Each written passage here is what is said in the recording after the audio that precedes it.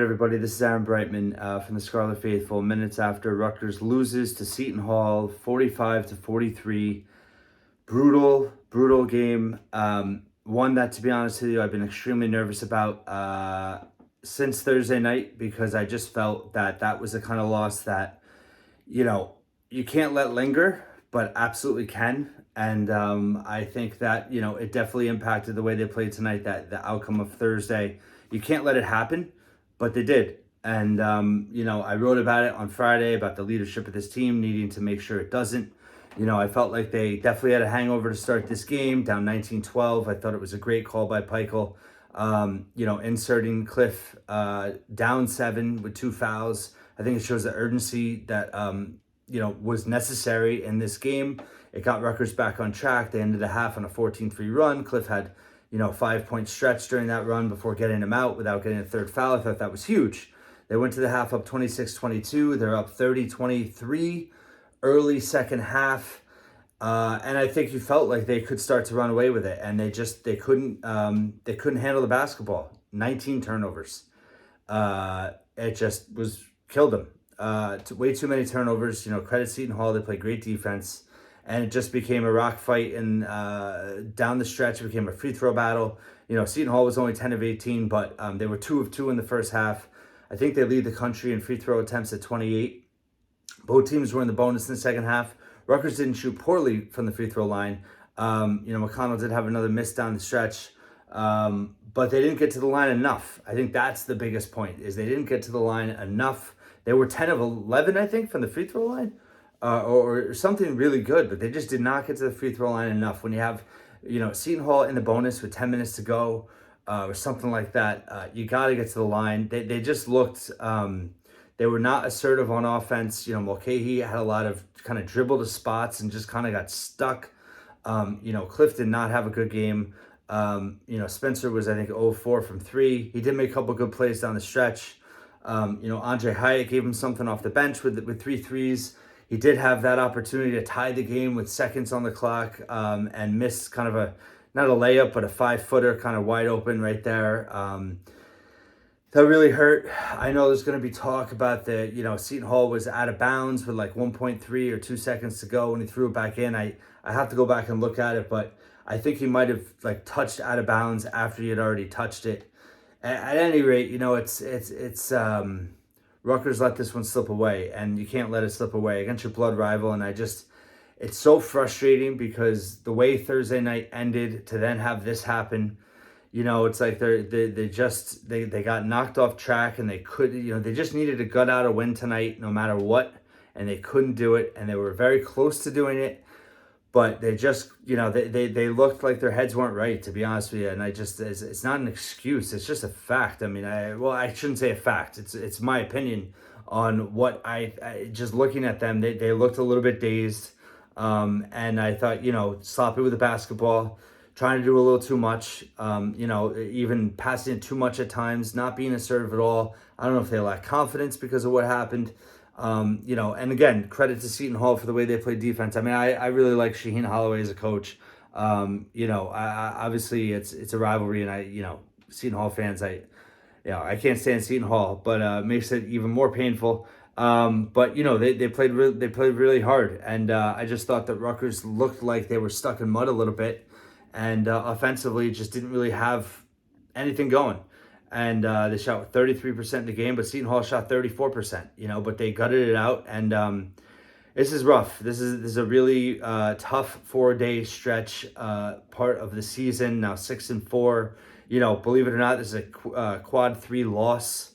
Seton Hall is so far behind in the net, like 120 or something like that. Rutgers was in great shape, in the high 20s. Obviously Ken Palm net will all be negatively affected from this performance. Defensively, it was great, but offensively, it was awful. And, it's you don't escape going 9-2 in non-conference. Is that now your 3rd non-conference loss? You have Wake Forest. You have 5 days off. You have finals. And you have Wake Forest coming on Saturdays. Obviously, a game they have to have. This was just one I knew the whole time. I just felt like, just win by one. Just get through this and move on. And don't let Thursday, linger and snowball into anything. And here we are, They couldn't get through it, and it's lingering. It's lingering, and it's snowballing a little bit, and that's why Saturday is so important now against Wake Forest for them to get back into it. And it's the first time Peichel lost at home to Seton Hall. Makes it painful for sure. Seton Hall fans are going to savor this one as they should. And it's a tough pill to swallow. I mean, Rutgers, I think, was 7 or 8 points favorites. The biggest, I can't remember them being favorites in this rivalry like that. So ironic, of course. And I just, Mulcahy,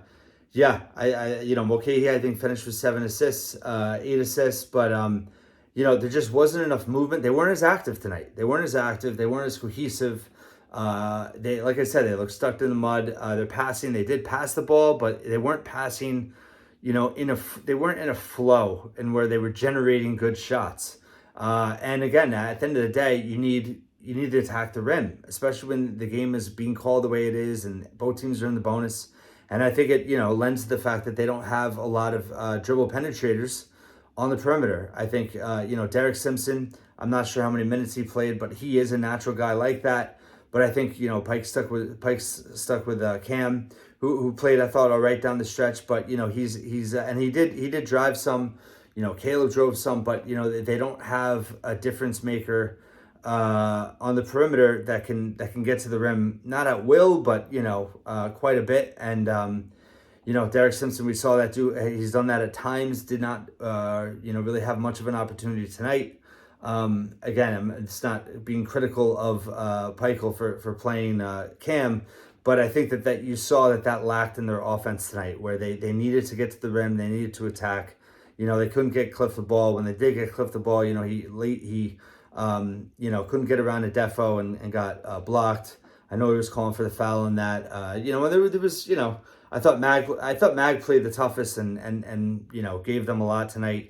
And you can quibble about foul calls and, how Cam didn't draw the foul late in the game, and then they called it on Mag when he didn't really initiate contact.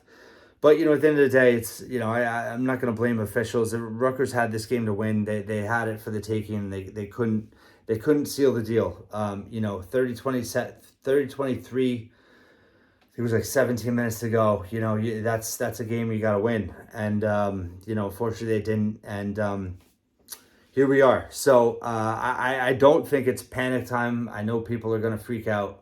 My mentions in Twitter are already going off. But this team needs to regroup, no doubt. They have to regroup. It's a huge, listen, you got to beat Wake Forest.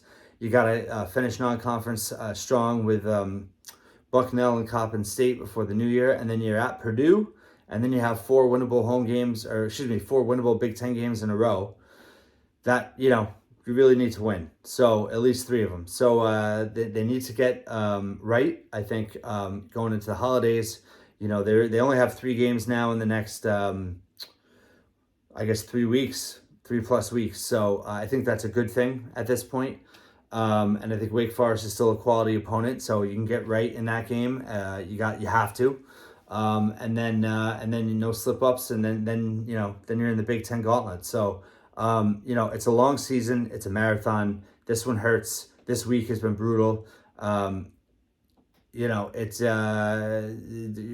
certainly a moment of the season. I mean, let's be honest. It's definitely a moment that, you could look back and say this week cost them. Hopefully not. And I do think this team can learn from it and grow from it. But this is certainly a bitter pill to swallow, and really tough 4 days. And I know I'm spent. I don't know about you. Listen, I still believe in this team and think that they can figure it out. And I think that they played really well. I think tonight they definitely, there's the first time they started their expected start at 5 in the preseason, with Mulcahy starting again, Caleb back, Cam, Mag, and Cliff. And, Cliff got those 2 early fouls, and they just never were in rhythm. They were never in rhythm. And again, I'm not making excuses for Thursday night, but I do think, listen, they're human. And I always try to look at the human element with this team. And I think that definitely impacted them tonight. And, you say, yeah, well, that's bad coaching. That's bad, on the players. They got to get over it. Yeah, but, it's also life. And it does not surprise me at all that this happened. This was the exact scenario I was worried was going to end up happening, and it did. And it is what it is, and it's 10 games in the season. You got a long way to go, and they just need to learn from this and move on. And I think they will. So that's all I have. I'll have more on the Scarlet Faithful tonight and tomorrow. And thanks for watching once again.